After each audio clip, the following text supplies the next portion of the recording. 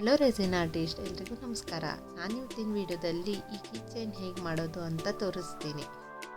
ಇದನ್ನು ಹೇಗೆ ಮಾಡೋದು ಅಂತ ನೋಡೋಣ ಬನ್ನಿ. ಈಗ ನಾನು ಇದು 4 ಕಲರ್ ತೊಗೊಂಡಿದ್ದೀನಿ ನೋಡಿ. ಈ 4 ಕಲರ್ ಯೂಸ್ ಮಾಡಿಬಿಟ್ಟು ಅಲ್ಲಿ ಡಿಸೈನ್ ಮಾಡ್ತಾ ಇದ್ದೀನಿ.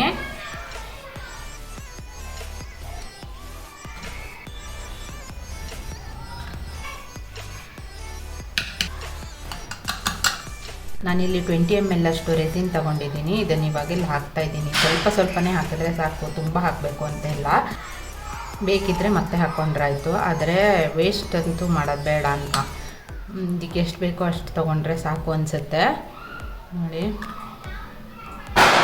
ಸರಿಯಾಗಿ ಮಿಕ್ಸ್ ಮಾಡಿದ್ರೆ ತುಂಬ ಚೆನ್ನಾಗಿ ಬರುತ್ತೆ. ಇಷ್ಟೇ ಸಾಕಾಗುತ್ತೆ. ಇವಾಗ ನಾನು ಮಿಕ್ಸ್ ಮಾಡ್ತಾಯಿದ್ದೀನಿ. ಫಸ್ಟು ಈ ಎಲ್ಲೋ ಮಿಕ್ಸ್ ಮಾಡ್ತೀನಿ. ಇದು ಮಿಕ್ಸ್ ಮಾಡಿದ್ದೀನಿ. ಇಷ್ಟು ಆರೆಂಜು ಇದಾಗಿದೆ. ಆ್ಯಕ್ಚುಲಿ ಎಲ್ಲೋ ಚೆನ್ನಾಗಿ ಕಾಣಿಸ್ತಾ ಇದೆ. ಇದು ಇವಾಗ ಗ್ರೀನು.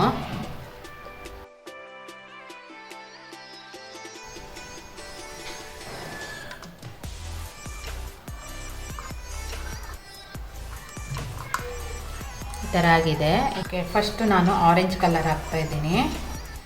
ಇದು ತೊಗೊಂಡಿದ್ದೀನಲ್ಲ ಅದೇಯ.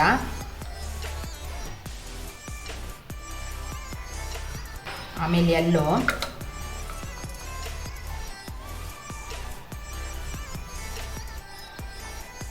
ಆಮೇಲೆ ಗ್ರೀನು,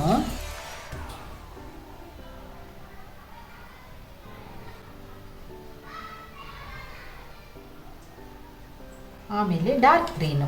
ಇಷ್ಟು ಕಲರ್ ಹಾಕಿಬಿಟ್ಟು ನೋಡೋಣ ಯಾವ ಥರ ಬರುತ್ತೆ ಅಂತ.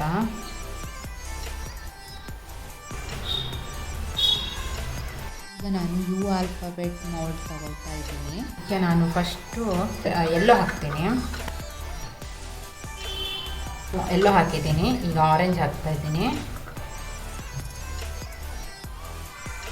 ಆರೆಂಜ್ ಆಯಿತು. ಈಗ ಲೈಟ್ ಗ್ರೀನು, ನಂತರ ಡಾರ್ಕ್ ಗ್ರೀನು. ಓಕೆ,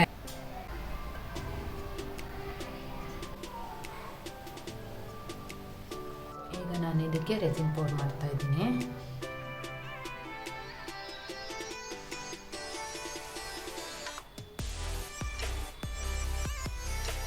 ಇದಕ್ಕೆ ನಾನು ಇವಾಗ ಗೋಲ್ಡ್ ಫ್ಲೇಕ್ಸ್ ಹಾಕ್ತಾ ಇದ್ದೀನಿ. ಬರೀ ಯುಗೆ ಮಾತ್ರ ಗೋಲ್ಡ್ ಫ್ಲೇಕ್ಸ್ ಹಾಕಬೇಕು ಅಂತ ಇದ್ದೀನಿ, ಎಸ್ಗೆ ಹಾಕೋದಿಲ್ಲ.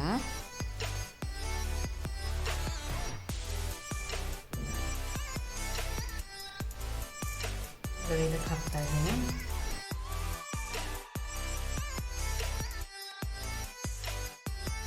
ಈಗ ಇದ್ರ ಮೇಲೆ ರೆಸಿನ್ ಹಾಕ್ತಾ ಇದ್ದೀನಿ. ನಾನು ಇಲ್ಲೊಂದು 20 ml ರೆಸಿನ್ ತೊಗೊಂಡಿದ್ದೀನಿ.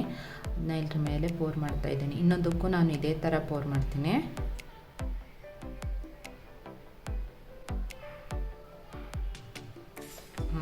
ಇದು ಇವಾಗ ಟಾಪ್ ಕೋಟ್ ಆಗಿದೆ.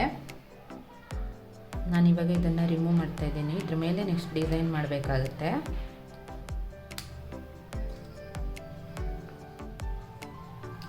ಈಗ ಬಂದಿದೆ, ನೋಡೋಕ್ಕೆ ಚೆನ್ನಾಗಿದೆ. ಇದ್ರ ಮೇಲೆ ನಾನು ಇವಾಗ ಡಿಸೈನ್ ಮಾಡಬೇಕು.